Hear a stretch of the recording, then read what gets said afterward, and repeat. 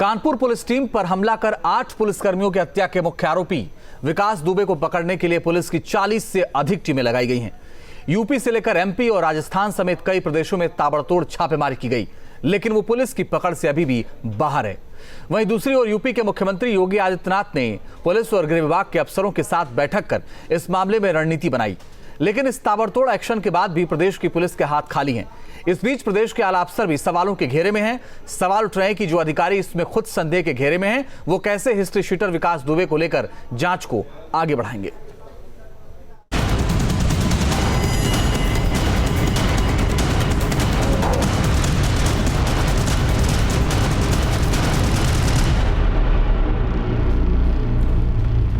कानपुर कांड के बाद पुलिस काफी सक्रिय हो गई है। मुख्यमंत्री ने भी अपराधियों के खिलाफ सख्त कार्रवाई करने के निर्देश दिए हैं और प्रदेश पुलिस गाजियाबाद से लेकर पूर्वांचल तक अपराधियों के खिलाफ कड़ी कार्रवाई की जा रही है और अब तक 13 करोड़ रुपयों की संपत्तियां जब्त की गई हैं। लखनऊ, कानपुर, ग्रेटर नोएडा में कार्रवाई की गई है। देखिए निखिल शर्मा की ये रिपोर्ट। विकास दुबे ने जब से 8 पुलिसकर्मियों की हत्या की है, तब से लगातार मुख्यमंत्री के निर्देश के बाद अपराधियों के खिलाफ विशेष अभियान चलाया जा रहा है। इसमें उनकी जो संपत्ति है, जो अवैध तरीके से या तो कब्जा की गई है या धन से खरीदी गई है, उसके खिलाफ अभियान चलाया जा रहा है। पूरे प्रदेश में यह अभियान चल रहा है। गाजियाबाद से लेकर पूर्वांचल तक लगातार जो मोस्ट वांटेड अपराधी हैं, उनके खिलाफ ये अभियान चलाया जा रहा है। मुख्यमंत्री ने साफ निर्देश दिया था कि जो प्रवृत्ति से ही अपराधी हैं, उनके खिलाफ विशेष अभियान चलाया जाए, उनकी संपत्तियां जब्त की जाए, उनके अवैध निर्माण को ढहा दिया जाए। अब तक अगर बात करें उत्तर प्रदेश में, तो पिछले 24 घंटे में 13 करोड़ से अधिक की जो संपत्ति है वो पुलिस द्वारा जब्त की गई है, उस पर कार्रवाई की गई और मुख्यमंत्री का साफ निर्देश है कि आने वाले समय में भी ये कार्रवाई लगातार जारी रहेगी। लखनऊ से वीडियो दीपक राणा के साथ निखिल शर्मा, न्यूज स्टेट उत्तर प्रदेश। कानपुर में 8 पुलिसकर्मियों के हत्यारे विकास दुबे के लखनऊ में इंद्रलोक कॉलोनी में बने हुए मकान का नक्शा एलडीए को मिल गया है। वहीं कॉलोनी का लेआउट भी बिल्डर से लिया गया है। अब मंगलवार को एलडीए की प्रवर्तन टीम मौके पर जाकर निर्माण की जांच करेगी। जांच में देखा जाएगा कि निर्माण स्वीकृत मानचित्र के हिसाब से हुआ है या इसमें नियमों की अनदेखी की गई है। संवाददाता निखिल शर्मा की ये रिपोर्ट देखिए। लखनऊ विकास दुबे के कृष्णनगर मकान को लेकर लखनऊ विकास प्राधिकरण ने अपनी जांच पूरी कर ली है। लगभग जो उसका नक्शा था वो भी एलडीए को मिल गया है, उस नक्शे की भी जांच कर ली गई है। अभी तक इस पूरे मकान में ऐसी कोई कमी नहीं पाई गई है जिसको लेकर इसका ध्वस्तीकरण किया जाए। फिलहाल अगर इस नक्शे की बात करें तो वो विकास या विकास की पत्नी के नाम से पास नहीं है। ये रीसेल में मकान लिया गया था और यहीं से एलडीए के सामने अब समस्या खड़ी हो गई है कि जब तक उसको मकान के दस्तावेज नहीं मिलेंगे वो इसकी जांच कर पाना उसके लिए मुश्किल है। फिलहाल एक बार आज फिर एलडीए की टीम आ सकती है और इस बात की तस्दीक कर सकती है कि जो नक्शा पास कराया गया था पहले, उसके डिज़ाइन में और मकान के डिज़ाइन में क्या कोई अंतर है। अगर कोई अंतर है तो उसके बाद इस पर कार्रवाई हो सकती है। लेकिन एक सवाल भी है कि लखनऊ ही नहीं, उत्तर प्रदेश के तमाम शहरों में ऐसी तमाम इमारतें हैं जो नक्शे के विपरीत बनी हुई है। तो ऐसे में खाली महज ये दावा करके कि नक्शे के विपरीत इमारत बनी है, इस इमारत को गिरा पाना मुश्किल है। लखनऊ से वीडियो दीपक राणा के साथ निखिल शर्मा, न्यूज स्टेट उत्तर प्रदेश। और इसी पर बात करने के लिए मेरे साथ विभूति नारायण राय जी जुड़ रहे हैं। पूर्व पुलिस अधिकारी हैं। तमाम सेंसिटिव जिलों में उन्होंने एसएसपी के तौर पर काम किया है, तमाम किताबें भी लिख चुके हैं, उत्तर प्रदेश को बहुत बेहतर तरीके से समझते हैं। स्वागत है सर आपका।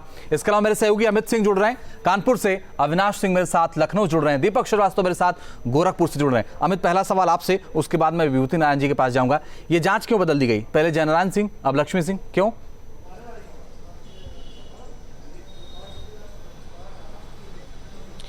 देखिए, शायद इसका सीधा जो कनेक्शन है वो लखनऊ से जुड़ा है। जो इस पूरे मामले में जो अधिकारी है यहाँ के, चाहे वो एडीजी जोन जयंत सिंह हो या आईजी मोहित अग्रवाल हो या एसएसपी दिनेश कुमार प्रभु हो, शायद ऐसी बात निकल कर आ रही है कि मुख्यमंत्री खासे नाराज हैं यहाँ के अधिकारियों की कार्यप्रणाली से। और जिस तरह आज 5वें दिन भी विकास दुबे पुलिस की गिरफ्त से दूर है और इतना बड़ा कांड होने के बाद पुलिस के हाथ कुछ ठोस नहीं मिल रहा है, उसी के चलते तेज तर्रार आईजी लक्ष्मी सिंह को इस पूरे मामले पर लगाया गया है। यहाँ पर लगातार जो अधिकारी हैं, पुलिस से जुड़े जो लोग हैं, उन पर संदेह के घेरे में वो सभी है। जिस तरह आईजी ने भी कहा था कि पुलिसकर्मी संदेह के घेरे में है, उनकी जांच कराई जा रही है। तत्कालीन एसएसपी अनंत देव पर भी संदेह के घेरे आ गए हैं, उन पर बादल आ गए संदेह के। तो कहीं ना कहीं शायद मुख्यमंत्री एक निष्पक्ष जांच चाहते हैं और इसीलिए उन्होंने एक बाहर, जिले से बाहर के अधिकारी को चुना है। आईजी लक्ष्मी सिंह को माना जाता है कि वो तेज तर्रार अधिकारी हैं और उन्होंने सीधे आज बिल्हौर थाने का रुख किया और वहां पर जो चिट्ठी गायब होने की बात है कि सीओ ने चिट्ठी लिखी थी एसओ चौबीपुर की कार्यप्रणाली को लेकर, तो कहीं ना कहीं मुख्यमंत्री इससे सीधे जुड़े हुए हैं और उनके सुपरविजन में सारा काम हो रहा है और कहीं फिर से कोई सवाल ना उठ जाए, इसलिए उन्होंने इसके लिए एक बाहर के अधिकारी को चुना। ठीक है अमित, लेकिन एक बड़ा सवाल यह भी है अमित, आपके पास मैं आऊंगा। अविनाश, एक बात मुझे बताइए कि जब तत्कालीन एसएसपी पर यह आरोप है कि चिट्ठी लिखी गई, कार्रवाई नहीं हुई, वायरल ऑडियो को सुनेंगे तो बहुत साफ साफ दिख जाएगा। परिवार वालों ने कहा कि अनंत देव ने संरक्षण दिया विनय तिवारी जैसे लोगों को। अब सवाल यह कि अगर डीआईजी के पद पर अनंत तिवारी बैठे रहेंगे तो फिर जांच कैसे होगी? देखिए, एक बड़ा सवाल है और इसको लेकर अंजीत आपको बताना चाहूँगा। कल दोपहर में तकरीबन 1 बजे के आसपास डीजीपी ने एडीजी एलओ और अमिताभ यश, जो कि आईजी एसटीएफ हैं, उनको अपने दफ्तर में बुलाया था। तकरीबन 1 घंटे तक बातचीत चली थी इन तमाम अधिकारियों की और उसके बाद शाम 4 बजे एक और मीटिंग बुलाई गई थी और उसी का नतीजा है कि जो जाँच की दिशा है वो बदली गई है। लेकिन जो सवाल लगातार खड़े हो रहे हैं तत्कालीन एसएसपी को लेकर, वो सवाल अभी भी बरकरार है, क्योंकि जो वायरल पत्र हुआ है उसको लेकर जो तमाम विपक्षी दल हैं वो भी सवाल खड़े कर रहे हैं और जो सीधा दबाव है वो सरकार के ऊपर है, पुलिस के ऊपर है। तो वैसे में सवाल वाजिब भी है। हालांकि हो सकता है कि इसमें कुछ और फेरबदल हो सकता है, क्योंकि लगातार मुख्यमंत्री पूरे मामले की निगरानी कर रहे हैं और सबसे बड़ा दबाव पुलिस के ऊपर रंजीत ये है कि चूंकि 5वें दिन भी विकास दुबे अभी भी पुलिस की गिरफ्त से कोसों दूर है। हालांकि पुलिस लगातार कोशिश कर रही है, लेकिन जो सूत्र बता रहे हैं कि पुलिस की कुछ और अलग से टीमें, तकरीबन 11 से 12 ऐसी टीमें हैं जिनको आज डिप्लॉय किया गया है अलग अलग लोकेशंस पर। हालांकि उन लोकेशंस को गुप्त रखा गया है, लेकिन ये जानकारी भी अंजित सामने आ रही है कि अभी तक एग्जैक्ट लोकेशन विकास दुबे की क्या है वो ना तो एसटीएफ को उसके बारे में कोई जानकारी मिल पाई है और ना ही पुलिस को। तो ये एक गंभीर बात है और कहीं ना कहीं पुलिस के लिए एक बड़ी चुनौती है। लेकिन जांच को लेकर जो सवाल उठ रहे हैं वो सवाल बरकरार हैं। और अगर अनंत देव की बात करें तो चूंकि एक एक करके जिस तरीके से कई पुलिस कर्मियों की और पुलिस अधिकारियों की इसमें भूमिका संदिग्ध नजर आ रही है, तो उसके बाद सवाल उठना लाजमी भी है। हालांकि इसको लेकर अब सरकार क्या कदम उठाती है ये देखने वाली बात होगी। अविनाश, ये बात बहुत साफ है और शीशे की तरह बहुत साफ है कि जब तक एसटीएफ के डीआईजी पद पर अनंत देव रहेंगे, कहीं ना कहीं कोई दबाव जरूर रहेगा, भले ही आप किसी से भी जांच कराते रहे। विभूति नारायण जी, आपसे मैं जानना चाहता हूं सर, इस दिशा में अगर जांच चल रही है तो जांच बहुत निष्पक्ष हो जाएगी, संभव है क्या? देखिए, जांच तो कानपुर के मामले की हो रही है। अनंत देव एसटीएफ के डीआईजी, इसका मतलब लखनऊ में उनका हेडक्वार्टर होगा जी। तो मुझे नहीं लगता कि इसमें किसी तरह का, अगर उच्चाधिकारी जो डायरेक्टर या कानपुर जोन के एडिशनल डीजी हैं, ये लोग नहीं इसमें दिलचस्पी लेंगे तो मुझे नहीं लगता कि जांच में कोई दिक्कत आएगी। जांच तो हो ही सकती है और सिंह लखनऊ में पोस्टेड है, लखनऊ से जाके कानपुर में करेंगे, तो मुझे नहीं लग रहा है कि इसमें कोई दिक्कत है, तो कर ही सकती है। सर, आप भी जानते हैं कि जब किसी को लेके जांच होती है तो अपने बचाव में लोग क्या क्या नहीं करते हैं, और पद पर रहते हुए अपना बचाव करना आसान होता है, ये आपसे बेहतर कौन जानता है? हाँ, लेकिन वो कानपुर में पोस्टेड नहीं है, लखनऊ में होंगे। अगर एसटीएफ में है, मुझे जानकारी नहीं, लेकिन अगर एसटीएफ में है तो लखनऊ में होंगे। वैसे आप जिधर इशारा कर रहे हैं वो भी शायद एक कदम हो सकता है कि उनको सस्पेंड कर दिया जाए, उसके बाद जांच की जाए। लेकिन इसमें दिक्कत सिर्फ यही है कि एक तो उच्चाधिकारी हैं, सीनियर पोजीशन पे हैं और बिना किसी पुख्ता प्रमाण के, बिना किसी सही जानकारी के शायद सस्पेंड करना उचित नहीं होगा। लिहाजा उनको पद पे रहते हुए उनकी जांच हो रही है, इसमें कोई बहुत दिक्कत की बात नहीं है। विभूति नारायण जी, सस्पेंड करना नहीं करना ये सरकार का काम है, किसको रखेंगे किसको नहीं हटाएंगे ये सरकार का काम है। हम तो सर सीधा सा सवाल पूछ रहे हैं कि सीओ ने चिट्ठी लिखी और ये कहा कि आपका ये इस थाने का एसओ मिला हुआ है अपराधियों से, धाराएं हटा देता है, और अगर आपने इसके खिलाफ कार्रवाई नहीं की तो आने वाले वक्त में बड़ी घटना हो सकती है। कई ऐसे ऑडियो वायरल हुए जिसमें सीओ ने शिकायत की थानेदार की, तत्कालीन एसएसपी ने सबको अनसुना कर दिया। अब इससे की कहानी आगे सुनिए सर। जो चिट्ठी लिखी गई थी ना सर, वो फाइल ही गायब हो गई है। अभी न जाने कितनी ऐसी फाइलें गायब हो जाएंगी। फिर भी आप कह रहे हैं कि सर नहीं, वो तो पद पर बने रहें और जांच होती रहे, कोई दिक्कत ही नहीं है। नहीं, पद का मतलब वो कानपुर में नहीं है या ऐसे पद पे नहीं। सर तमाम मामलों की जांच एसटीएफ भी कर रही है, तमाम मामलों की जांच एसटीएफ भी कर रही है। अगर तीसरे दिन जिस दिन विनय तिवारी थानेदार को सस्पेंड किया गया, उस दिन अनंत देव तिवारी उससे पूछताछ कर रहे थे। हाँ, तो ये सारी चीजें अब देखनी चाहिए। ये तो मुझे लगता है कि डीजी पुलिस अमित आ रहा हूँ अमित। और जांच न सिर्फ निष्पक्ष हो बल्कि निष्पक्ष होती दिखे नहीं। जैसे ये चिट्ठी आप कह रहे हैं चिट्ठी गायब हो गई, तो जाहिर है कि चिट्ठी गायब हो गई, इसका मतलब दफ्तरों में एसएसपी के दफ्तर गई होगी चिट्ठी जी। तो ये सीओ की पेशी में चिट्ठी की कॉपी होनी चाहिए और एसएसपी दफ्तर में होनी चाहिए। अगर उन्होंने किसी को मार्क किया होगा, मान लीजिए उन्होंने जोन ऑफिस को भी मार्क किया होगा, तो जोन में होनी चाहिए थी, एडिशनल डीजी जोन के ऑफिस में। तो अगर ये चिट्ठी गायब हो गई तो ये गंभीर बात है। इसका मतलब कि अंदर कोई इसमें दिलचस्पी ले रहा है और डॉक्यूमेंट्स को नष्ट कर रहा है। ठीक है, बने रहे सर, मैं लौट रहा हूं। अमित आप कुछ कहना चाह रहे थे, आप बोल लीजिए, फिर दीपक के पास जाऊंगा। अंजीत, जैसा मैंने अभी सुना कि चर्चा में ये बात आई कि अनंत देव कानपुर से बाहर हैं, उससे आप उसके बारे में एक जानकारी आपको दे दें कि अनंत देव जिस दिन पूरी वारदात हुई उस दिन कुछ घंटों के बाद कानपुर पहुंच गए थे। एसटीएफ ने जब जांच शुरू कर दी थी तो अनंत देव तब से लेकर 1-2 दिन तक कानपुर में ही टिके हुए थे।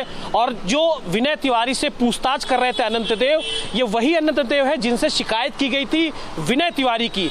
एक बात आप समझिए कि इस पूरे मामले में जितना बड़ा जो दोषी विकास दुबे है, उससे बड़ा दोषी, उससे शायद उसके बराबर का दोषी वो व्यक्ति है जिसने ये सूचना दी थी कि पुलिस वहां पर आई है। और इसीलिए विनय तिवारी को कहीं ना कहीं संदेह के घेरे में आने के बाद सस्पेंड किया गया था। तो जो व्यक्ति संदेह के घेरे में है उसी के बराबर का अपराधी माना जा रहा है, दोषी माना जा रहा है, उसी से अनंत देव पूछताछ कर रहे हैं। तो कैसे निष्पक्ष जांच होगी, ये बहुत बड़ा सवाल उठता है। ऐसे में अनंत देव की जो भूमिका है उसको शायद इस पूरे मामले में उसको हटाकर देखनी होगी, नहीं तो शायद ये जो पूरा मामला है वो विवाद को घेरे में ऐसे ही घिरा रहेगा। अमित, एक अहम सवाल ये है कि इसको जरा आप कंफर्म कर दीजिएगा। तमाम अखबारों में ये खबर थी कि दारोगा और सिपाही की फ़ोन पर विकास से बात हुई थी और वारदात से 7 घंटे पहले 40 मिनट बात हुई। इसकी पुष्टि सीडीआर में हुई है और कॉल रिकॉर्डिंग भी मिली है।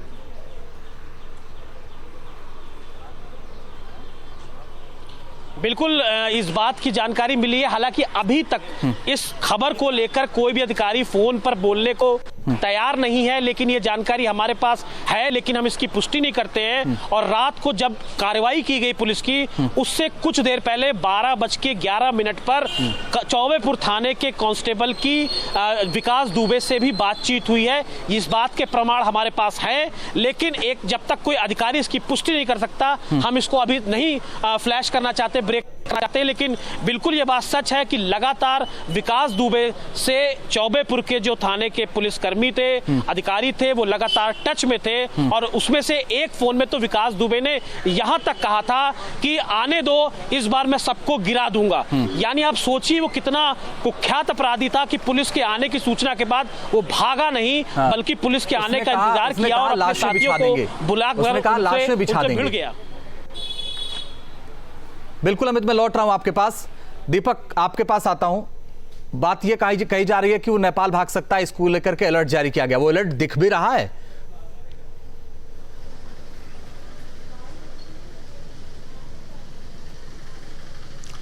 देखिए, जितने भी नेपाल सीमा से सटे हुए थाना क्षेत्र हैं पूर्वांचल के अंजीत, उन सभी थाना क्षेत्रों में जितने पुलिस वाले हैं उनको ये मैसेज किया गया है एडीजी ऑफिस से कि आप लोग अलर्ट पे रहिए। विकास दुबे के पोस्टर लगाए जा रहे हैं, खासतौर पे जो सीमा चौकियां हैं जो नेपाल और इंडिया के नो मैंस लैंड पे बनी हुई भारतीय क्षेत्र में, वहाँ पर उसके पोस्टर चिपकाए गए हैं। हालांकि नेपाल से इसमें किसी तरह की आवाजाही तो नहीं है, लेकिन फिर भी तमाम ऐसे रास्ते हैं अंजीत जहाँ से अभी भी लोग नेपाल से आ रहे हैं और जा रहे हैं। मुख्य रास्तों को सिर्फ बंद किया गया है और खास खासतौर पर अगर बात करें बहराइच, श्रावस्ती, बलरामपुर, सिद्धार्थनगर और महाराजगंज के जो सीमा क्षेत्र है उसमें सिद्धार्थनगर का जो बॉर्डर है और महाराजगंज का जो सनोली बॉर्डर है ये काफ़ी महत्वपूर्ण है, क्योंकि इसके पहले भी तमाम जब भी देश में कहीं इस तरह की घटनाएं होती थी, कोई आतंकी फरार होता था या कोई अपराधी फरार होता था, तो ये कयास लगाए जाते थे कि इन्हीं सीमाओं से वो नेपाल में गया है जी।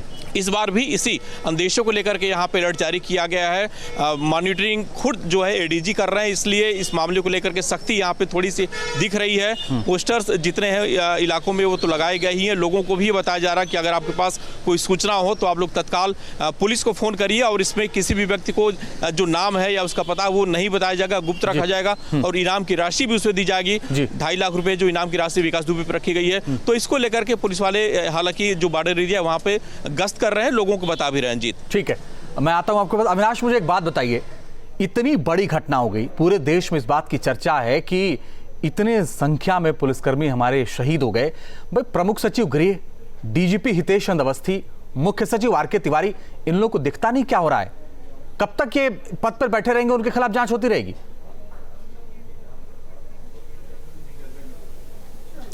देखिए अंजित, सबको सब कुछ दिख रहा है और सबके हाथ खाली हैं इस वक्त, क्योंकि जो सूत्र हैं बता रहे हैं कि पुलिस के पास अभी फिलहाल 0 लीड है और कहीं ना कहीं यही बहुत गंभीर सी बात दिखने वाली है, क्योंकि 5 दिन के बाद अगर पुलिस के हाथ खाली हैं तो जाहिर सी बात है कि सवाल उठना लाजमी है। लेकिन जिस जांच को लेकर बार बार सवाल उठ रहे हैं और अब इसमें कुछ क्लियर नहीं होना है, क्योंकि वो पत्र सामने आ चुका है, ये बात भी सामने आ गई है कि जो पत्र भेजा गया था सीओ की तरफ से वो उसकी फाइल ही गायब हो चुकी है।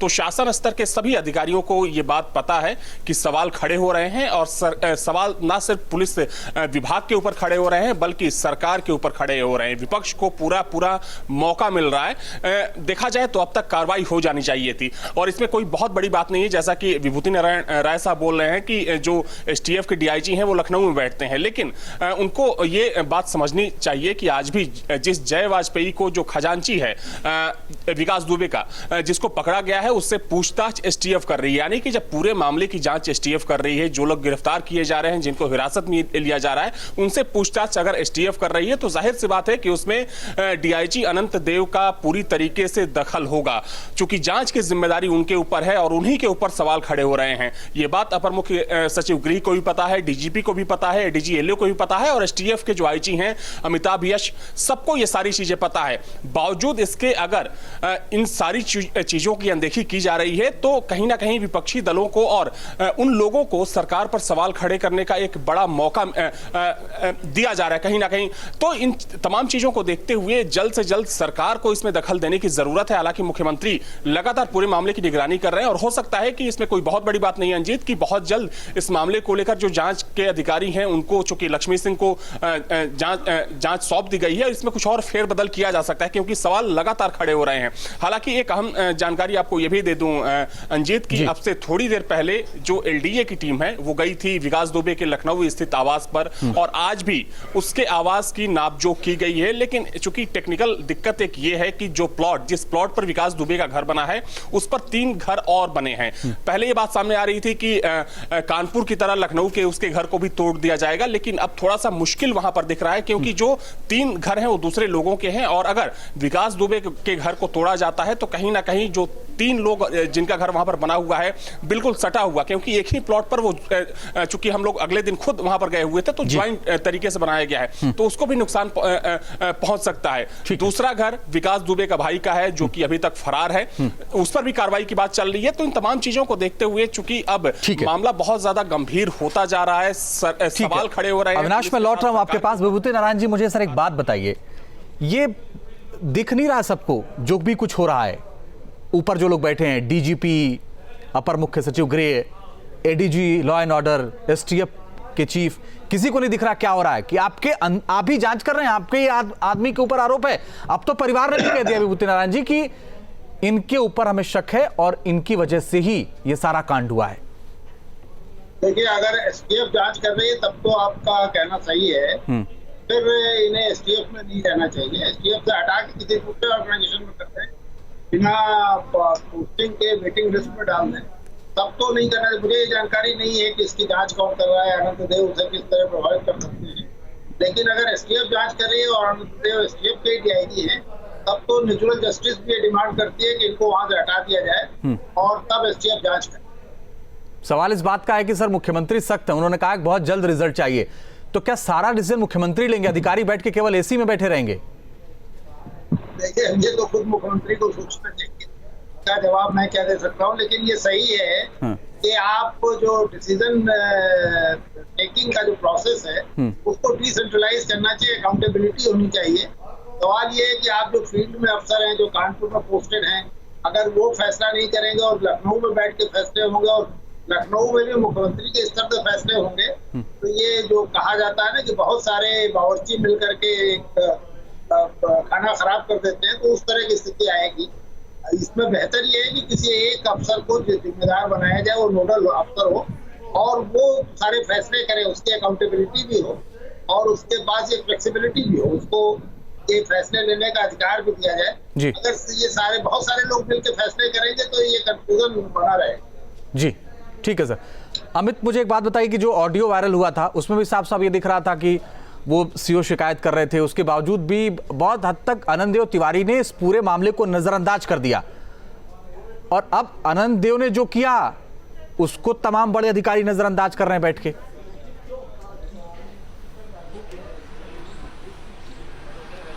बिल्कुल अंजीत, इस मामले में जैसे जैसे समय बीत रहा है कड़ियां सुलझने की बजाय उलझती चली जा रही हैं। पहले कल के दिन की अगर हम बात करें तो सुबह ये बात सामने आई कि विकास दुबे का कनेक्शन कहीं ना कहीं जो सफ़ेद पोश लोग हैं, जो खादी वाले लोग हैं, नेता हैं, उनसे कनेक्शन सामने आया। पहले 2 एमएलए की बात सामने आई, फिर कुछ और नेताओं की बात आई। शाम होते होते तक जो खाकी तक बात पहुंच गई और ये आया कि जो बड़े अधिकारी थे, तत्कालीन अधिकारी थे, उन लोगों को सब कुछ पता था, लेकिन कहीं ना कहीं जो वहां के लोकल वहां पे जो पुलिसकर्मी हैं उनकी संरक्षण में विकास दुबे पल रहा था, लेकिन उन लोगों को जानकारी होने के बावजूद कोई कार्रवाई नहीं की गई। एक जो परिवार था सीओ का, उन्होंने पहले एक चिट्ठी वायरल की, उसके बाद उन्होंने ऑडियो सामने लाया। ये सारी बातें कहीं ना कहीं दर्शाती हैं कि मामला जितना हल्का समझा जा रहा था इनके कनेक्शन को लेकर उतना है नहीं और रोज रोज नए नए खुलासे हो रहे हैं।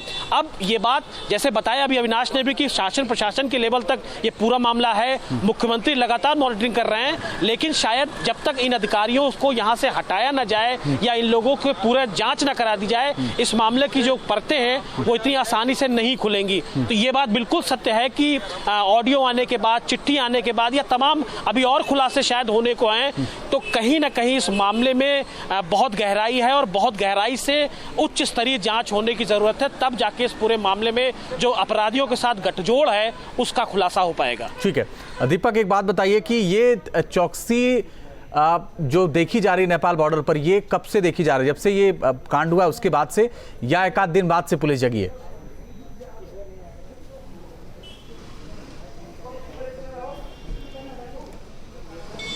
नहीं, बिल्कुल आपने सही कहा, ये एक आध दिन नहीं 2 दिन के बाद से पुलिस जगी है और अब जाकर के वहाँ पे जो सतर्कता है वो बढ़ती जा रही है। लेकिन जो जानकार हमें बता रहे हैं कि अगर विकास दुबे अगर घटना के बाद से फरार हुआ होगा, अगर उसको नेपाल जाना होगा तो तत्काल चला गया होगा, क्योंकि पुलिस जब तक जगी तब तक पोस्टर लगाए गए, जब तक वहाँ पे गश्त बढ़ाई गई तब तक सारा खेल खत्म हो गया होगा। और नेपाल में अब यही कारण है कि जो भारतीय पुलिस है, जो उसके सूत्र हैं, जो उसके वहाँ पे लोग हैं जो मुखबिरी करते हैं वहाँ के अपराधियों के, भारत के अधिकारियों को, उनको एक्टिव किया गया है और उनसे जानकारी लेने की कोशिश की गई है कि अगर वो नेपाल गया भी है तो नेपाल में कहाँ छिपा है, किसकी शरण में है। और तमाम इसके पूर्व में जो घटनाएं सामने आई हैं, जो नेपाल में फरार अपराधी रुके हैं, उन घटनाओं को देखते हुए भी कुछ ऐसे लोगों के भी पीछे भारतीय पुलिस ने अपने खुफिया लोगों को लगा रखा है जो इसके पहले भारतीय अपराधियों को शरण देते रहे हैं। तो ऐसे लोगों की भी संख्या नेपाल में काफ़ी ठीक ठाक है। और ख़ासतौर पर अगर बात करें काठमांडू की बात करें या फिर पोखरा की बात करें, यहाँ पर तमाम ऐसे लोग हैं जो भारत में जो अपराधी हैं उनको शरण दिया करते हैं, उसके बदले उनको मोटी रकम दिया करते हैं। तो ऐसे लोगों के पीछे भी पुलिस का नेटवर्क जारी है, लगाया गया है और ये जानकारी लेने की कोशिश की जा रही है कि अगर विकास दुबे नेपाल में है तो कहाँ है और उसके पूरे लोकेशन को ट्रेस किया जा रहा है। लेकिन फिलहाल ये स्थिति वही है अंजीत, जब सांप निकल गया तो लकीर पीटने वाली बात। अभी जो सीमा पे गश्त बढ़ाई गई है, जो जांच की जा रही है वो यही है, क्योंकि विकास दुबे अगर नेपाल जाना चाहता हो तो इतने दिन कहीं छिपा नहीं होगा, वो जाना होगा तो निकल गया होगा वो, और यही कारण है कि अब नेपाल में अपने सूत्रों को भी पुलिस ठीक है दीपक, समय कम है, वरना मैं अमित से पूछता कि क्या पूरे कानपुर पुलिस को ही इस वक्त बदल देने की जरूरत है और नई टीम लाया जाए ताकि जांच किसी भी तरीके से प्रभावित न हो। आप सभी का शुक्रिया हमारे साथ जुड़ने के लिए, चर्चा में शामिल होने के लिए।